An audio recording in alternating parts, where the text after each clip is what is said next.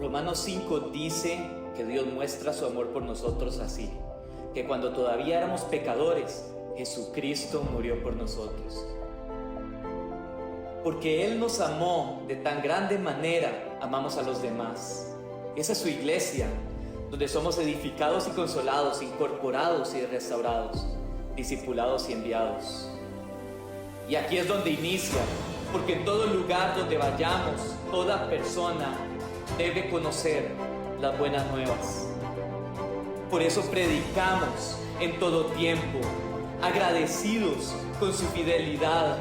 Le buscamos porque lo necesitamos, en comunión con su palabra en obediencia, mostrando ese amor que recibimos. Ahora, enviamos por los perdidos. Esta es la vida eterna, que te conozcan a ti, el único Dios verdadero.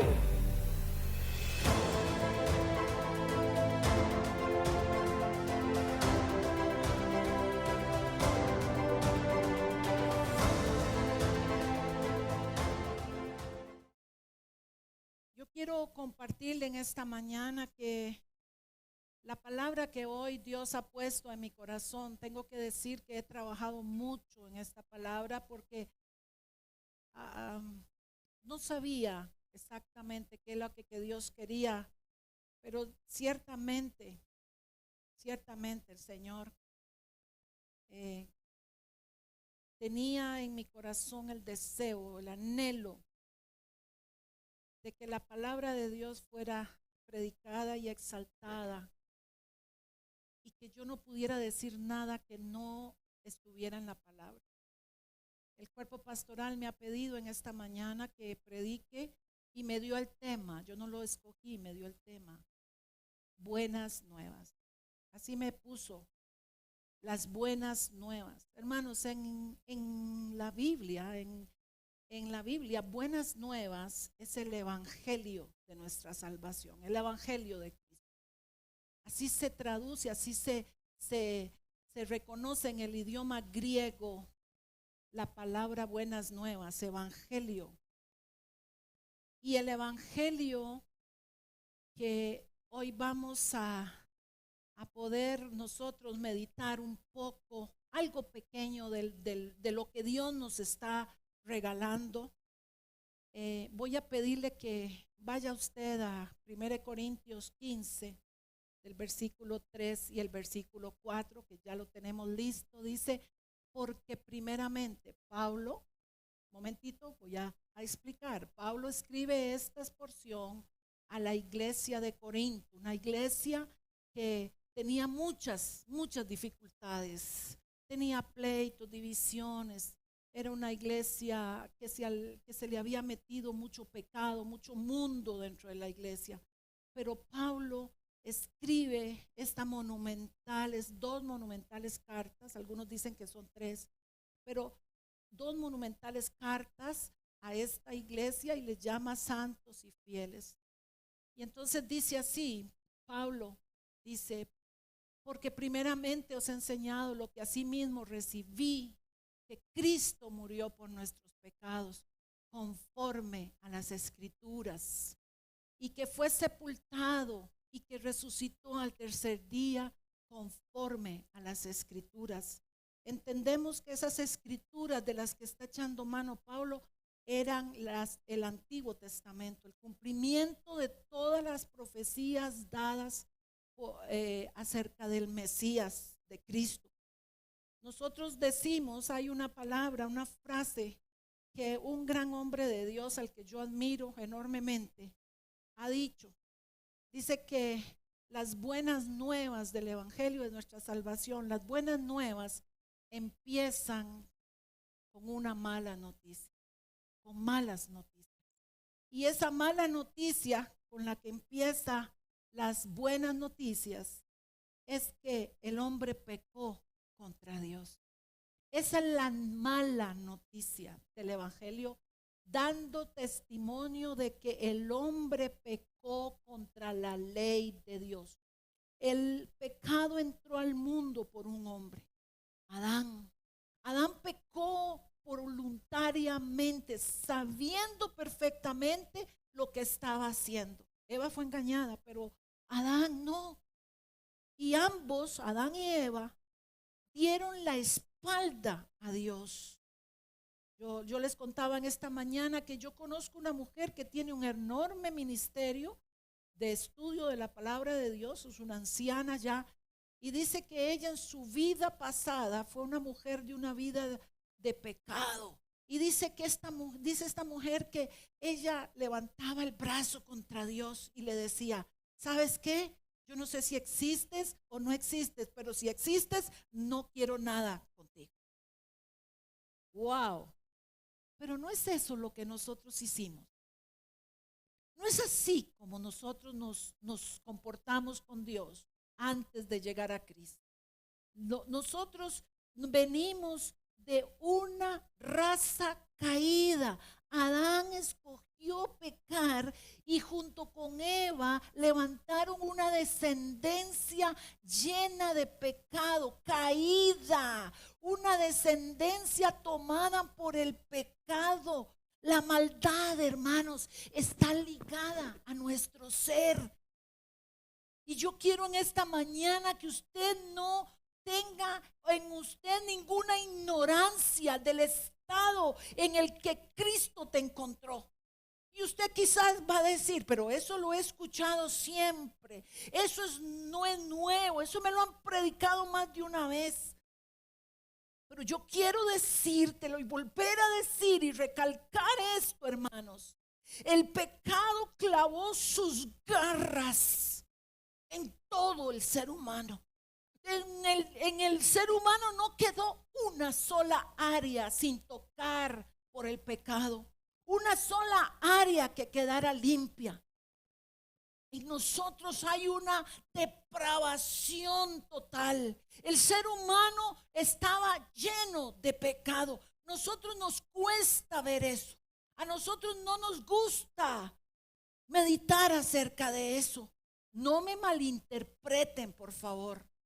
Yo sé que hay gente del mundo que vive bajo las normas de la ética y la moral, que son altruistas, que son generosos. Pero ¿sabe qué? Le tengo que decir algo. En la Biblia, esos esfuerzos humanos no tienen valor. Eso no tiene valor delante de Dios. Porque la Biblia dice que todos, hermanos, todos hemos sido puestos bajo el pecado. Por cuanto todos pecaron, estamos destituidos de la gloria de Dios. Cuando cuando el hombre cayó en pecado, se abrió cuando Adán y Eva pecaron.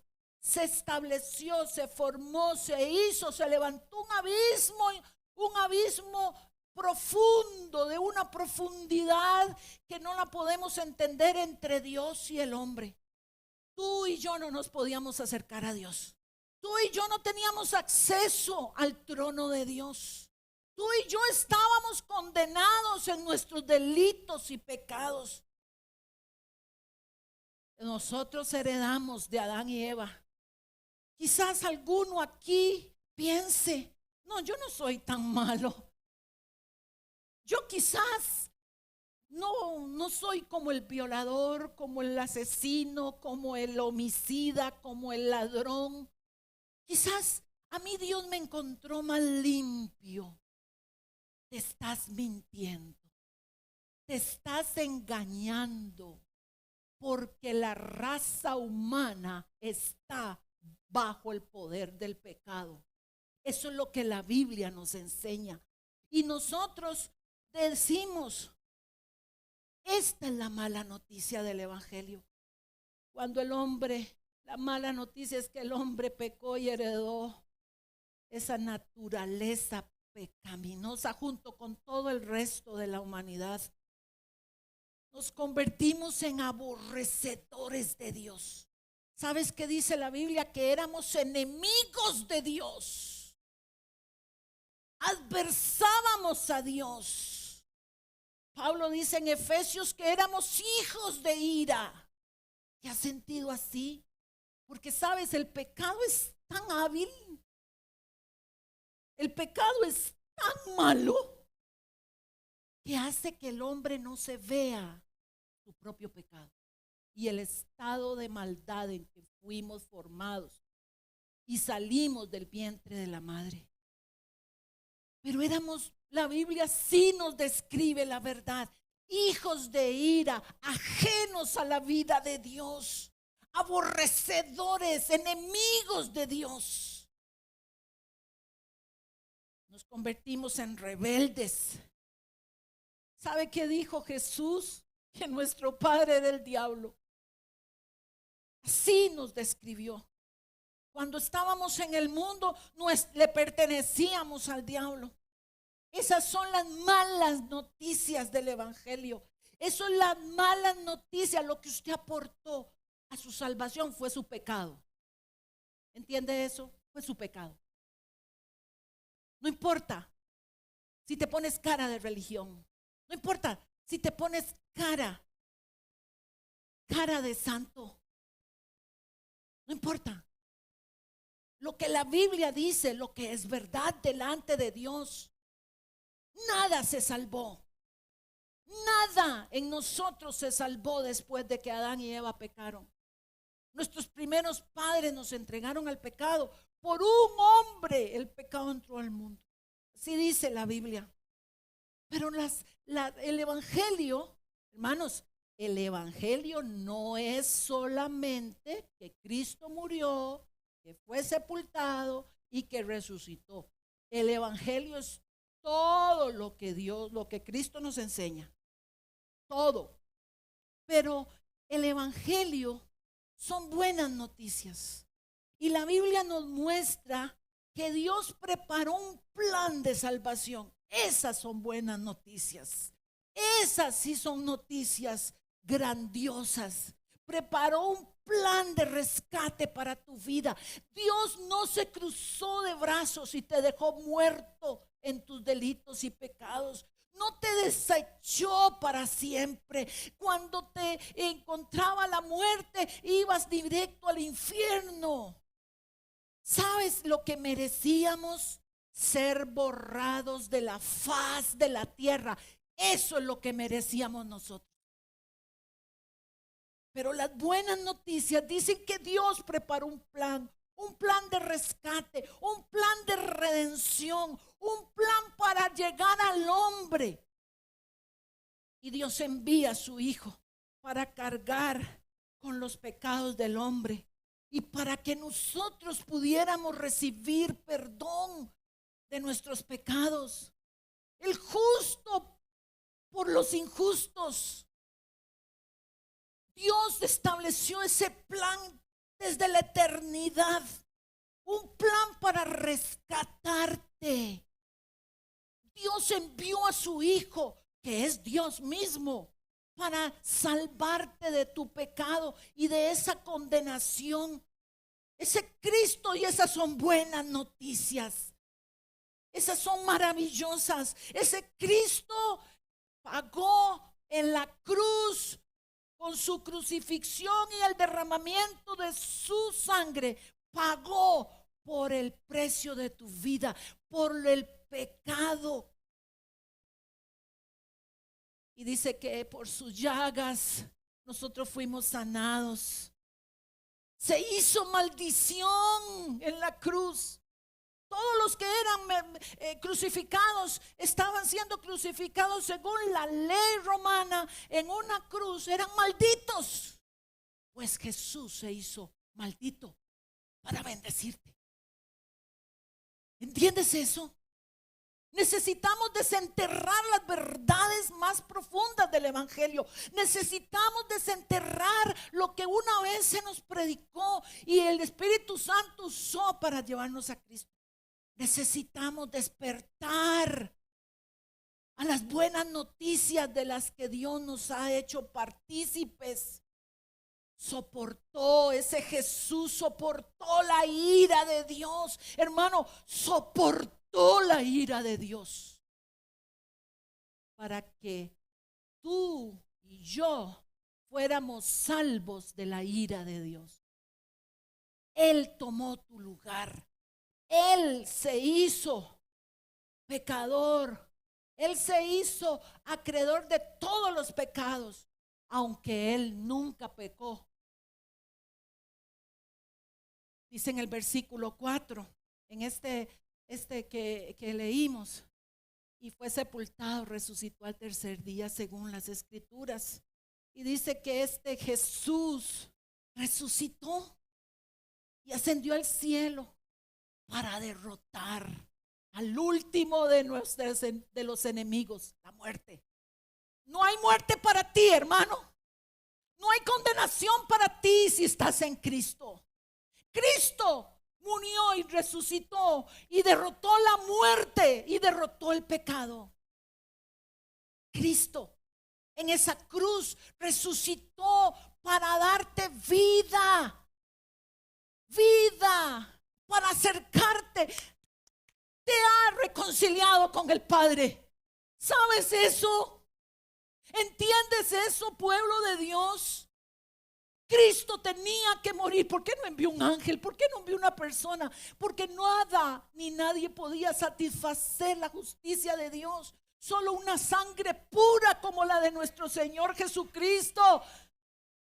La gente, yo les decía ayer a los que estaban en el curso de bautismo, la gente dice, yo debía haber estado en esa cruz. Ignorancia. ¿Qué importa que hubieras estado en esa cruz? Ni así hubieras podido pagar tu salvación. Tu sangre hubiera sido imperfecta. No hubieras llenado las demandas de la ira y de la santidad de Dios. Tenía que ser Cristo por amor, para acercarte, para reconciliarte con Dios, con tu amado. Cuando hablamos de reconciliación, cuando hay una relación fracturada, cuando hay una relación lastimada, esa pareja se reconcilió. Nosotros fuimos reconciliados con Dios en la cruz del Calvario. Eso son buenas noticias. Yo no sé, hermanos, si a ti la buena noticia de que cuando te levantas, si estás en Cristo, te levantas en la mañana y estás abrazado por los brazos de amor de tu Dios. Y cuando te vas en la noche a dormir, te vas abrazado en los brazos de amor de tu Dios. Porque Dios se ha hecho cercano a ti. Porque Dios te ha amado y te sostiene con su divino poder. Porque te ha rociado con la sangre maravillosa del Hijo de Dios. Solo tenías que creer en ese sacrificio. Dios nos reconcilió. ¿Y sabes qué? La mejor noticia que hoy traigo, que podamos nosotros compartir como pueblo de Dios, la deuda que tenías con Dios está cancelada. ¡Wow! Yo no sé si eso, oye, dale un aplauso al Señor. La deuda, eres libre de la deuda de tu pecado, porque Cristo pagó, compró con su sangre el valor por el rescate de tu alma. Son buenas noticias, son excelentes noticias.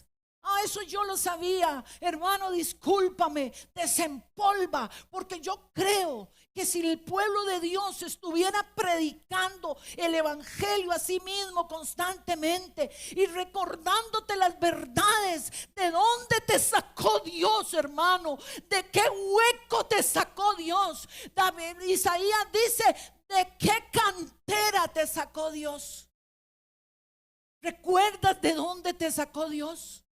¿Cómo te encontró Dios y dónde te tiene ahora? Eso es una obra de gracia, de amor de Dios para ti y para la iglesia. ¿Sabe qué dijo Jesús en la cruz? Tetelestai. Cancelado es, consumado es completa. Mi obra en la cruz es completa para el perdón del pecado de todo aquel que se acerca a mí con fe y arrepentimiento. Esa palabra la usaban teletestai cuando se terminaba de pagar algo, una deuda, y mes a mes, semana a semana, se iban abonando pequeños pagos, y cuando se terminaba de pagar esa deuda tan grande, salía por la calle la persona y ponía en alto su papel. Teletestai, consumado es, la deuda fue cancelada. Yo creo que así tenemos que nosotros vivir, levantando alto, y tenemos que decirle al diablo: ya no te pertenezco, ya no tienes soberanía sobre mí, ya no puedes actuar en mí. ¿Por qué? Tengo un papel de redención. Se usaba cuando él terminaba una obra de arte.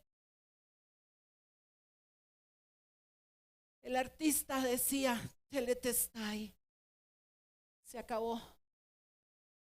La obra se acabó. La maravilla que Dios hizo, se terminó.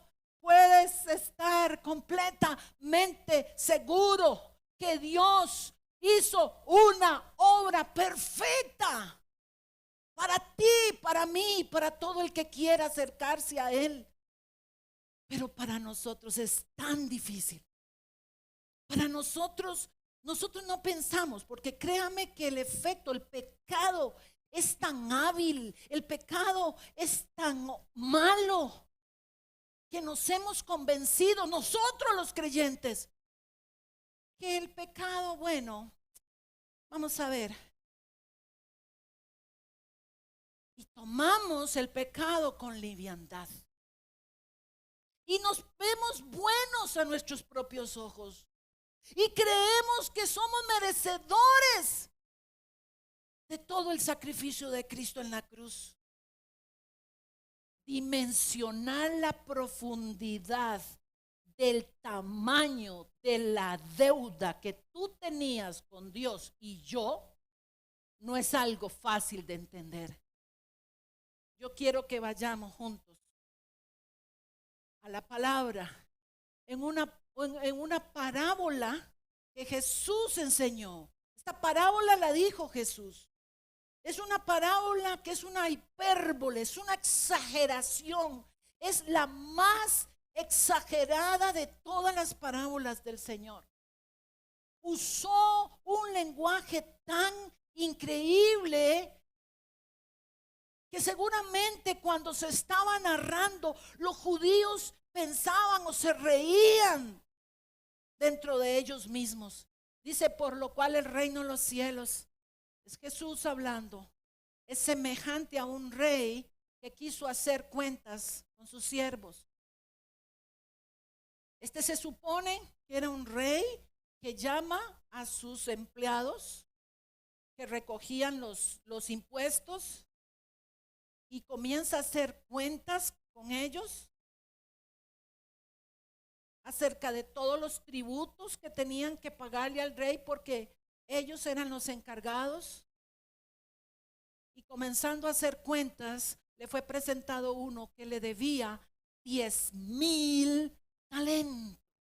No son 10,000 colones, hermano. Eso no son 10,000 colones. Un talento, hermanos, era el peso, porque el talento era una unidad de medida de varias regiones del Medio Oriente. Entre 20 y 40 kilos de oro o de plata. Un talento equivalía entre 20 y 40 kilos de esos materiales preciosos. Y Dios viene en forma fantástica y le dice que se presentó un hombre delante de él y le dijo: a ver, da cuenta de tu deuda, da cuenta de lo que administraste. Y coincidió que este hombre tenía una deuda de 10,000 talentos. Seguramente los que estaban presentes se empezaron a reír.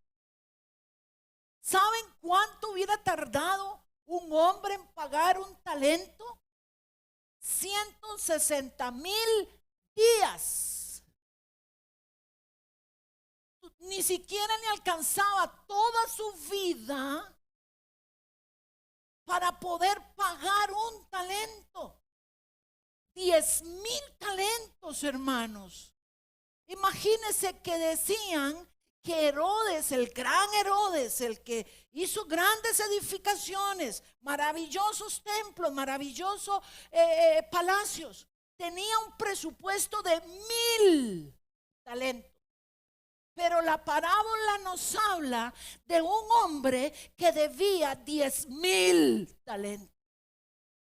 Porque tu deuda y mi deuda era impagable. Está hablando de la deuda que tú y yo teníamos con Dios. No la podíamos pagar. Nunca hubiéramos podido pagar nuestra salvación, porque la deuda era tan grande, hermanos, tan gigantesca. Sigamos.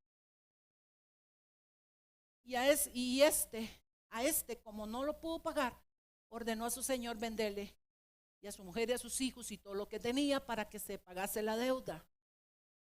Entonces aquel siervo postrado le suplicaba diciendo: Señor, ten paciencia conmigo, mire qué fantasía, y yo te lo voy a pagar todo. Señor, espérate, yo voy a poder pagar esa deuda. El Señor de aquel siervo, movido a misericordia. Esto es clave en esta parábola. Es amor, misericordia, lo que Dios ejecutó en nosotros. Tu deuda era impagable.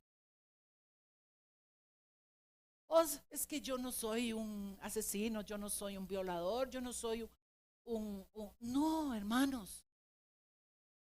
Todo nuestro ser se corrompió en el pecado con Adán y Eva. Nuestra naturaleza era pecaminosa. Y dice que le soltó y le perdonó la deuda como Cristo te la perdonó a ti. Este Rey movido a misericordia es Cristo, es Dios en Cristo perdonando la deuda impagable que teníamos con Dios. Impagable. Pero saliendo aquel siervo halló a uno de sus consiervos que le debía 100 denarios. El denario es una moneda, una unidad de pago que se usaba en ese tiempo. Equivalía al valor de un día de trabajo de un obrero, de un campesino, de un militar. Cada obrero se le pagaba, o jornalero se le pagaba un denario al día por todo su trabajo. Y le debía 100 denarios. 100 días de trabajo. 100 días de trabajo. El otro, 10,000 talentos. Y Dios, movido a misericordia, piedad, por amor a ti, te perdonó y le perdonó esa gran deuda. Pero mire, dice, pero saliendo aquel siervo halló a uno de sus consiervos que le debía 100 denarios y haciendo de él, le ahogaba diciendo: págame lo que me debes. El tema de hoy no es, déjalo ahí, mi amor.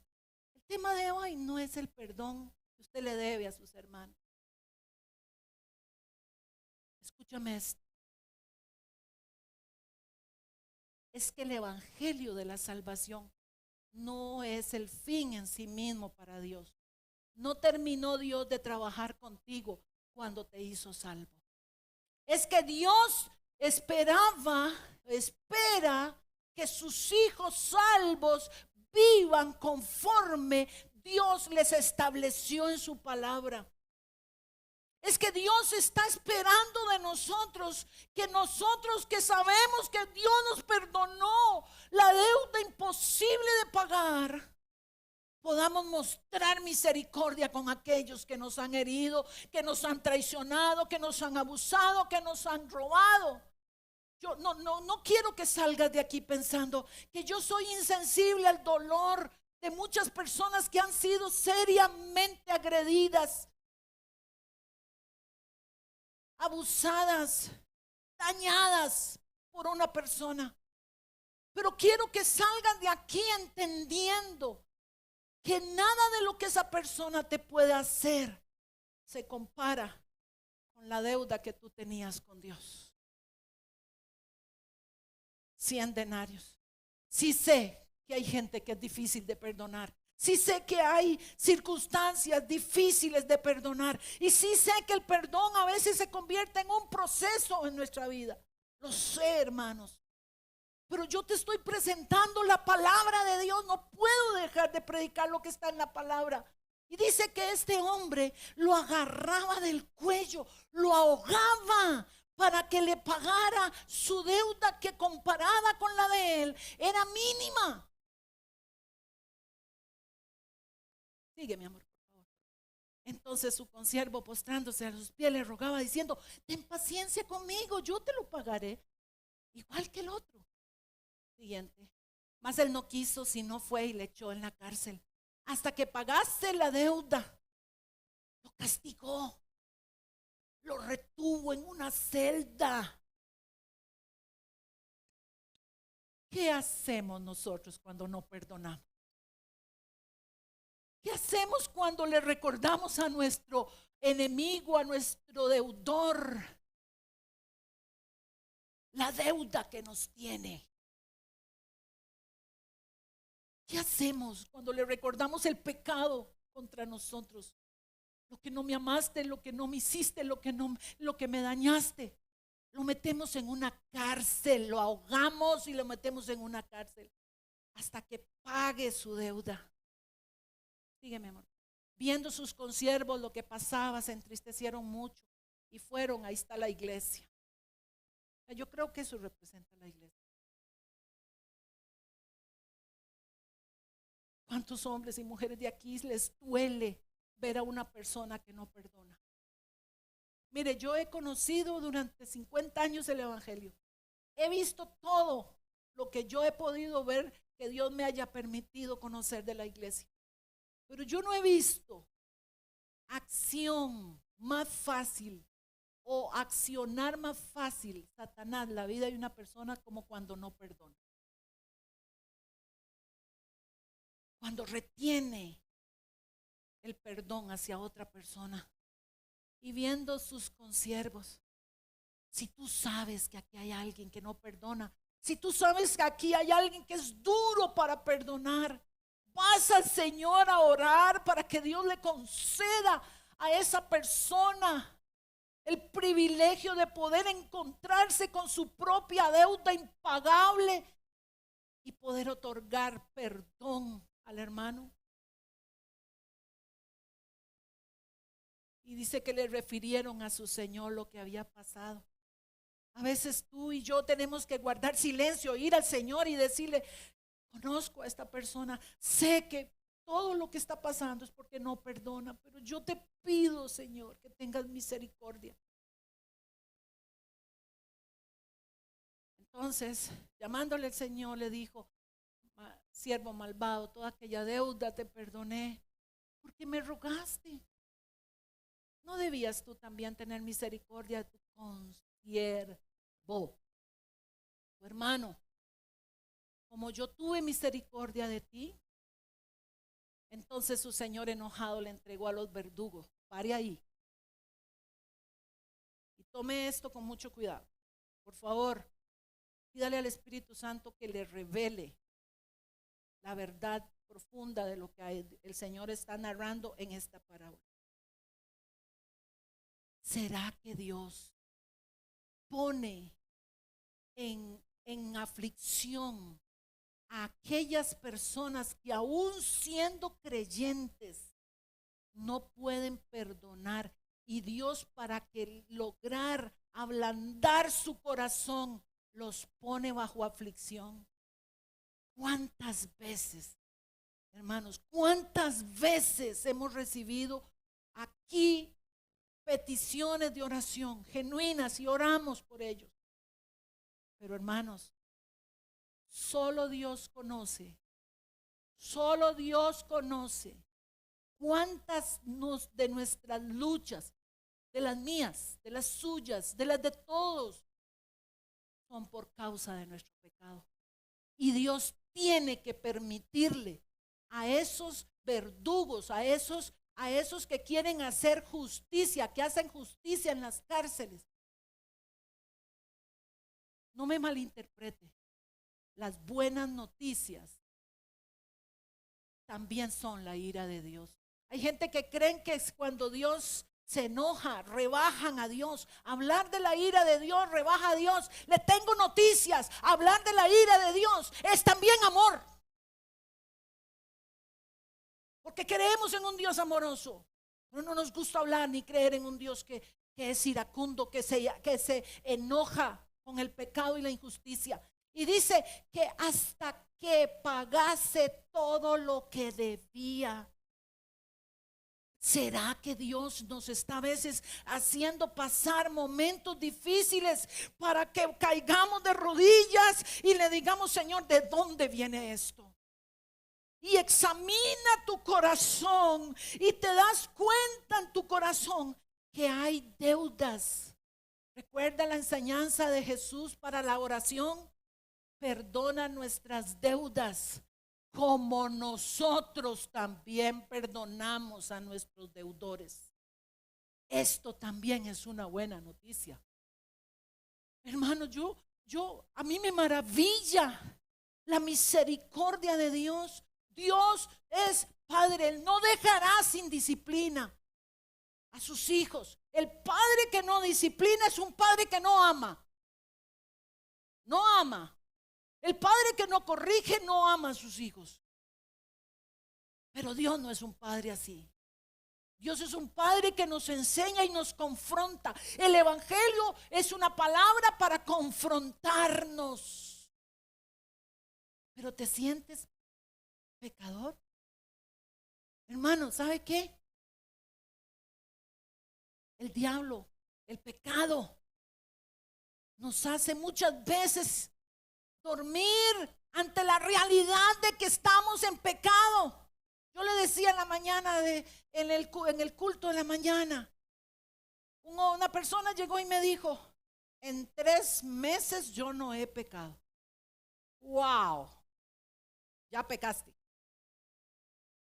Ya pecaste. Así me lo dijo. ¿Y sabe qué? Conclusión, no sabe, no conoce. Hermanos, el evangelio de nuestra salvación es Cristo Jesús, su perdón inagotable. Sabe que cuando viene uno a comprar o adquirir o a ver una piedra preciosa, una piedra hermosa, el joyero la saca y la monta sobre un lienzo oscuro para contrastar lo oscuro del lienzo con el brillo de la luz de esa perla. Cristo es la perla preciosa nuestra. Y usted, perdóneme, conmigo junto somos ese lienzo que Cristo tuvo que venir a buscar. Cristo es nuestra perla preciosa de gran precio. Resalta su misericordia en nosotros. Es Cristo Jesús. No es lindo predicar de pecado. No es lindo predicarle a la gente quiere oír otro tipo de enseñanza. Pero ¿sabes qué? Necesitas confrontarte con tu propio pecado y la trascendencia de tu pecado. Voy a pedirle al Ministerio de la Música que pase, por favor. Cristo Jesús es el que nos revela. El mismo nos dice en su palabra la estrafalaria suma que debíamos a Dios.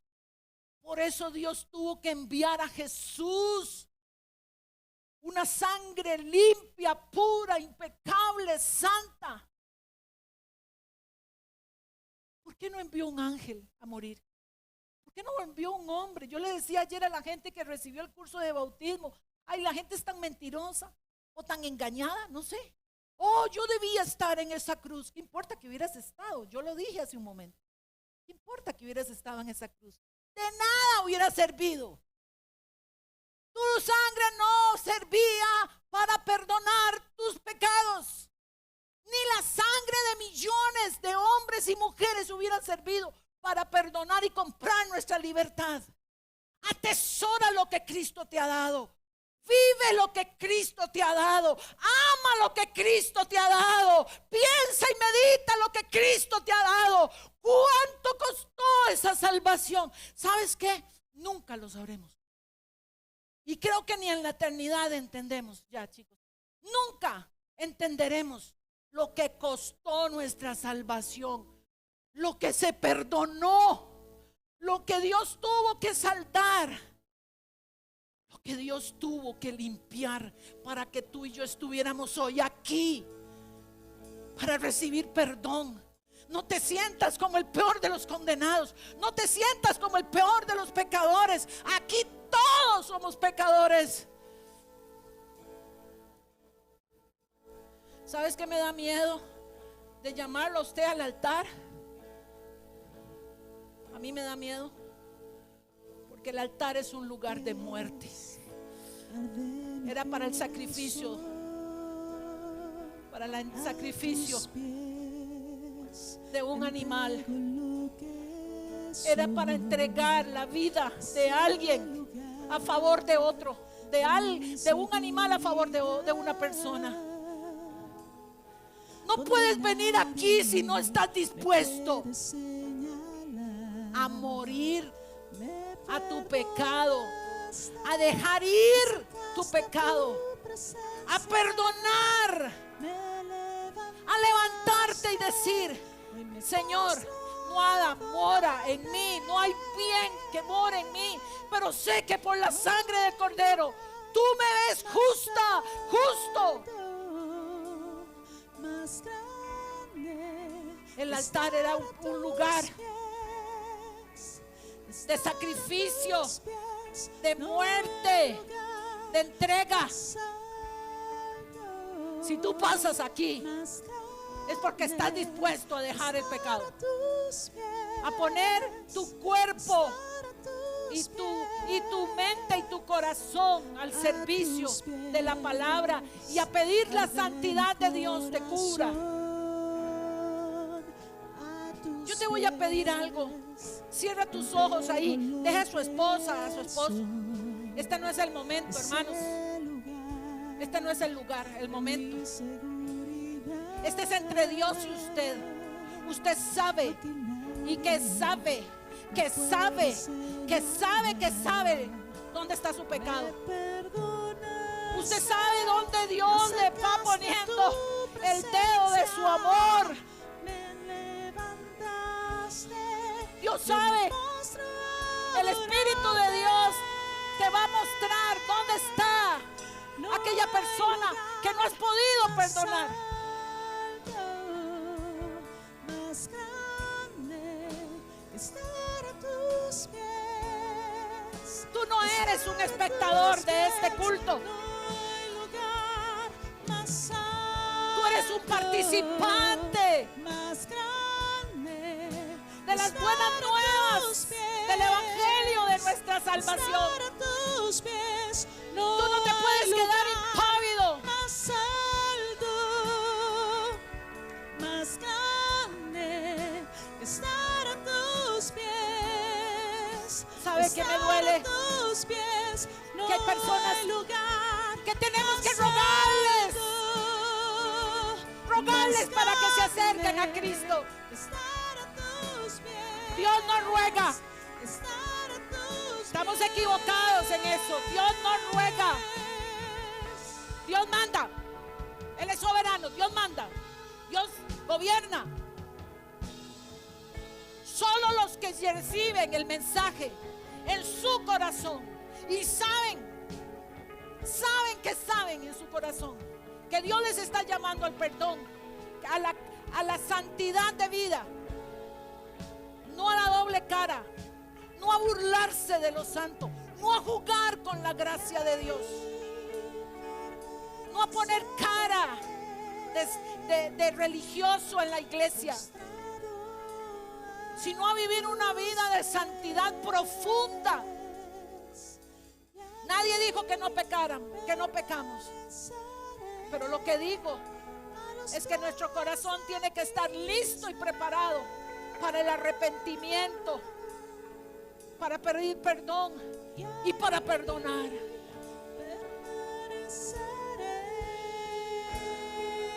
Medita en tu corazón. Medítalo. Deja que el Espíritu de Dios te ministre. Usted